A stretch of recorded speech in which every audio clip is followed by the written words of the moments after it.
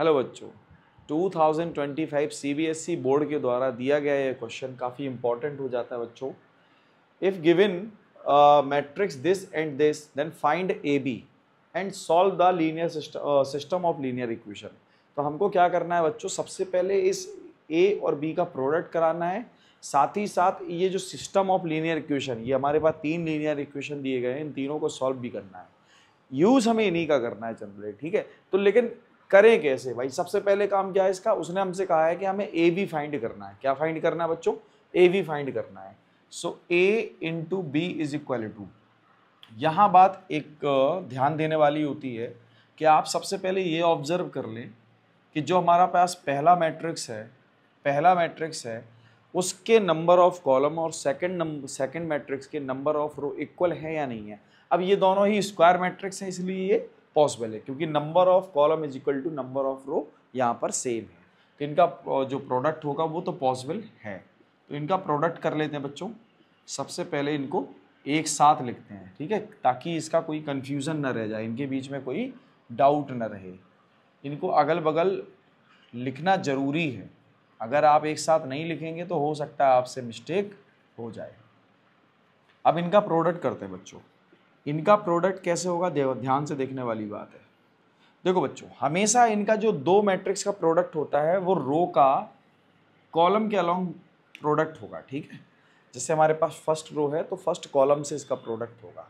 तो first row में first column से जब प्रोडक्ट करेंगे तो फर्स्ट एलिमेंट का फर्स्ट एलिमेंट से ही कराएंगे, सेकंड एलिमेंट का प्रोडक्ट सेकंड एलिमेंट से कराएंगे, थर्ड एलिमेंट का प्रोडक्ट थर्ड एलिमेंट से कराएंगे। जैसे कि -4 का प्रोडक्ट -1 से होगा, सॉरी -4 का मल्टीप्लाई 1 से होगा तो ये आएगा -4। 4 का प्रोडक्ट 1 से होगा तो ये आएगा +4, एंड 4 का प्रोडक्ट भी 2 से होगा तो ये आएगा बच्चों हमारे पास 8, ठीक है। ये बात आ गई होगी समझ में। सिमिलरली -4 का मल्टीप्लाई -1 से, अब भाई सेकंड कॉलम से होने का, तो -4 का मल्टीप्लाई -1 से होगा तो ये आएगा आपका +4, 4 का मल्टीप्लाई तो -8, एंड 4 का मल्टीप्लाई +4। सिमिलरली -4 का मल्टीप्लाई 1 से तो -4, 4 2 जा 8 -8, एंड 4 का मल्टीप्लाई 3 से +12। ये बात समझ में आ गई होगी, ठीक है। तो यहाँ पर हम इसको ब्लॉक कर देते हैं। ऐसे ही हम बेटा सेकंड रो का भी मल्टीप्लाई कराएंगे हर एक कॉलम से। तो -7 -7, 1 + 1, 3 2 जा 6, ठीक है। इसके बाद -7 का मल्टीप्लाई -1 से तो कितना आएगा +7, 1 का मल्टीप्लाई -2 से तो -2, एंड 3 1 जा 3 +3। ये बात समझ में आ गई होगी, ठीक है, ये बात समझ में आ गई होगी। इसके बाद -7 का मल्टीप्लाई 1 से तो -7, 1 का मल्टीप्लाई -2 से तो -2, एंड 3 का मल्टीप्लाई सो +9, ठीक है। इसके बाद 5 का मल्टीप्लाई 1 से, भाई अब थर्ड रो का मल्टीप्लाई फर्स्ट कॉलम से ही होगा ना, है ना। तो 5 1 जा 5, 5 1 जा 5, -3 एंड -2। सिमिलरली 5 ये माइनस का आएगा, माइनस का 5, ये माइनस माइनस यानी कि प्लस का 6, और ये -1। अब 5 का मल्टीप्लाई 1 से करा लेते हैं तो ये कितना आ जाएगा, 5 1 जा 5, -3 यानी कि प्लस का 6 हो जाएगा, ठीक है। और ये कितना हो जाएगा बच्चों, देखो -3, ये ठीक है, -1 का 3 से होगा तो माइनस का 3 हो गया, ठीक है।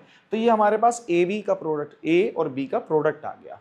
तो जनरली ये होगा क्या, देखो बच्चों इसको देख लेते हैं। जनरली ये होगा क्या हमारे पास, ये बच्चों जब हम इसको सॉल्व करेंगे तो देखेंगे, देखो -4 + 4 कैंसिल आउट, सो 8 आ गया ये, ठीक है, ये आ गया 8, ठीक है।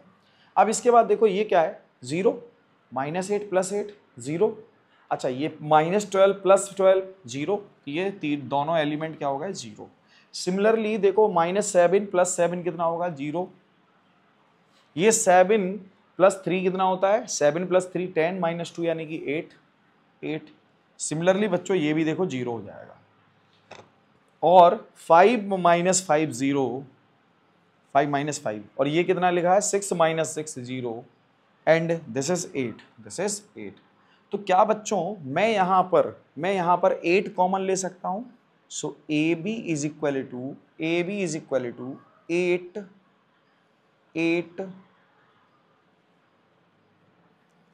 जब मैं इस मैट्रिक्स से 8 कॉमन लूंगा तो यहाँ आएगा 1 0 0 0 1 0 0 0 1। तो ये तो हमारे पास आइडेंटिटी मैट्रिक्स है। ये क्या है हमारे पास? Identity matrix. इसका मतलब A B is equal to 8i। बच्चों यहाँ थोड़ा सा गौर से समझना, ठीक है, थोड़ा पूरा ध्यान देना, फुल फोकस के साथ इसको समझना। 8i है, ठीक है, मैं इस 8 से इसको डिवाइड कर दे रहा हूँ, ठीक है। तो ये मुझे क्या देगा? ये देगा 1/8 A B is equal to I. ये बात सबको समझ में आ गई होगी। अब बच्चों हम क्या करते हैं, जो हमारे पास सिस्टम ऑफ लीनियर इक्वेशन होता है, इसके अलोंग हम एक मैट्रिक्स बनाएंगे। जैसे कि सपोज करो हमारे पास ये जो दिख रहा है ना फर्स्ट इक्वेशन, तो हम इसके अलोंग एक मैट्रिक्स ड्रॉ करेंगे। वो मैट्रिक्स क्या होने वाली, देखो ये हो गया 1 -1 + 1, 1 -1 + 1।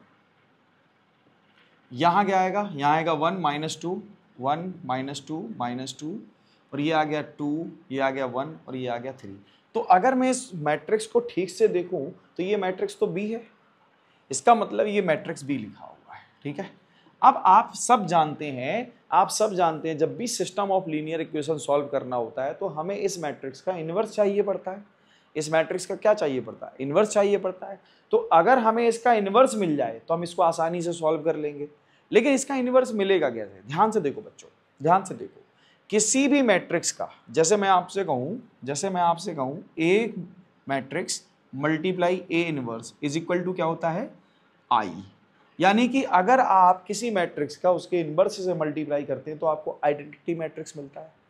मैं ये कहूं कि भाई यहां पर ए इनवर्स के साथ ए का प्रोडक्ट करने पर आई मिलेगा, यानी कि ए इनवर्स का इनवर्स कौन है? ए, और ए का इनवर्स कौन है? ये। इन दोनों में, इन जिनका प्रोडक्ट हुआ है, ध्यान से सुनना बच्चों, ध्यान से सुनना, इन दोनों में ये दोनों एक दूसरे के कैसे होते हैं? इनवर्स होते हैं।